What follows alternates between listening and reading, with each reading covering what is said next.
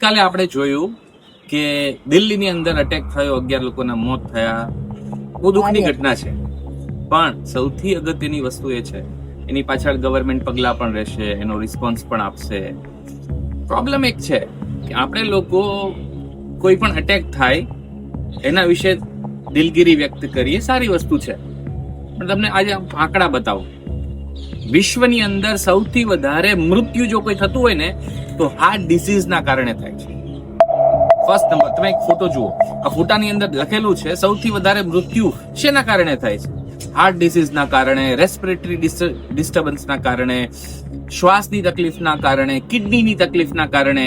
આ ટોપ 10 તમે જો મૃત્યુના કારણો શોધો, ગૂગલ કરો તો ખ્યાલ આવશે કે એમાં કોઈ પણ એવી વસ્તુ નથી કે જે આતંકવાદી અથવા તો રોડ એક્સિડન્ટ.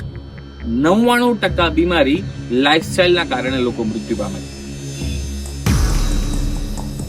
લાઇફસ્ટાઇલ. 99% લોકો જીવનશૈલીને આવતી બીમારીના કારણે મૃત્યુ પામે છે. આપણે એના પાછળ નથી ભાગતા. આજે ગવર્મેન્ટ ભેળસેળ વાળું બધું ખાવાનું મળે છે, ઘી સારું નથી મળતું, પનીર સારું નથી મળતું, એના કારણે લોકો મૃત્યુ પામી રહ્યા છે. તો આપણે જે 11 લોકોના મૃત્યુ થઈ એ દિલગીર છું, મને પણ દુઃખ વ્યક્ત કરવાનું મન થાય છે, પણ સૌથી વધારે મૃત્યુ આ બધું ભેળસેળ વાળું ખાવાનું, અનહેલ્ધી જીવનશૈલી, અનહેલ્ધી, અને એના કારણે બીમારીઓમાં મૃત્યુ પામે. ફિટ રહો અથવા તો ફેટ રહો. Thank you.